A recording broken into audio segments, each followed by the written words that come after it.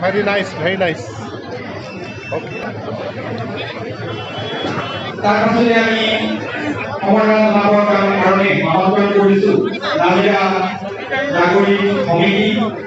ভাৰতীয় পুৰাতত্ত্ব জৰিপ বিভাগেৰ অস্থায়ী কৰ্মচাৰী সংস্থা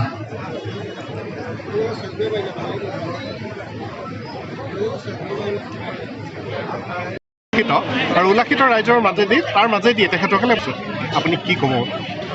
বিআৰও গোটেই কেন্দ্ৰ চৰকাৰৰ নিয়ন্ত্ৰণত কাম কৰে আৰু এই বিষয়টো গুৰুত্বপূৰ্ণ।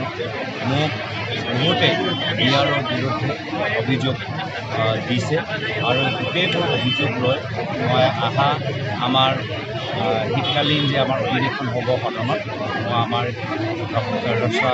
ডিফেন্স মিনিষ্টাৰ ৰাজনাথ সিঙৰ লগত মই আলাপ আলোচনা কৰিম আৰু তাৰ পূৰ্বে যিমানবোৰ ডিটেইলছ ৰাইজৰ ওচৰত আছে, যিমানবোৰ তথ্য ৰাইজৰ ওচৰত আছে, গোটেই তথ্যবোৰ একত্ৰিত কৰি স্থানীয় বিধায়ক ভগৱত শইকীয়া ডাঙৰীয়াৰ লগতো তেখেতে এছেম্বলিত যিখিনি কথা উল্লেখ কৰিছে, গোটেইবোৰ তথ্যবোৰ লৈ এটা মেমৰেণ্ডাম পৰৱৰ্তী সময়ত ডিফেন্স মিনিষ্টাৰক দিয়া যাব।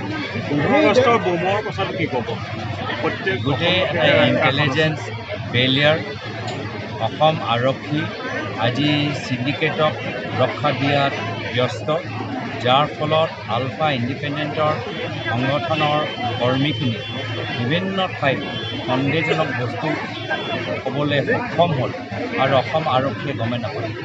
অসমৰ মুখ্যমন্ত্ৰীয়ে কয় যে কংগ্ৰেছৰ ভিতৰত কি হৈছে মই চব খবৰ পাওঁ, কিন্তু দুখৰ কথা যে তেওঁ আলফা হৰেশ বৰুৱাৰ যোগেদি কি কাম কৰি আছে সেইখিনি খবৰ তেওঁৰ ওচৰত নাই।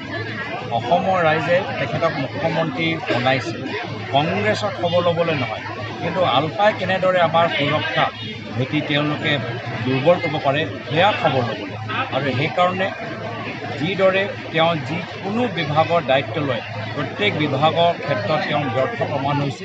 গৃহ বিভাগৰ দায়িত্ব হিচাপে তেওঁ মন্ত্ৰী বা মুখ্যমন্ত্ৰী হিচাপে ব্যৰ্থ হৈছে। মহোদয় PWD বিভাগ হিচাপে PWD বিভাগৰ যিমান বাজেট আছে এই গোটেই বাজেট গুৱাহাটীৰ ভিতৰত 5টা 6টা ফ্লাইঅভাৰ বনাওঁতে তেওঁলোকে গোটেই তাত ব্যৱহাৰ কৰিছে। এতিয়া গাঁৱৰ ৰাস্তাৰ কাৰণে পইচা নাই, এতিয়া গাঁৱৰ ৰাস্তা মেৰামতিৰ কাৰণে পইচা নাই। এই গোটেই সেই 5টা 6টা ফ্লাইঅভাৰ যিহে একে 2টা 3টা ঠিকাদাৰক পায়ে থাকে, তেওঁলোকৰ কাৰণে গোটেই PWD বিভাগৰ বাজেট মুখ্যমন্ত্ৰীয়ে নষ্ট কৰি পেলাইছে। হয়, এই ক্ষেত্ৰত আৰু এটা কথা মন কৰিবলগীয়া হৈ আহিছে যে ONGCৰ পৰা গুৰুত্বপূৰ্ণ বিভাগসমূহ স্থানান্তৰ হৈ গৈ আছে, কিন্তু ONGCয়ে বাৰে বাৰে অস্বীকাৰ কৰিছে।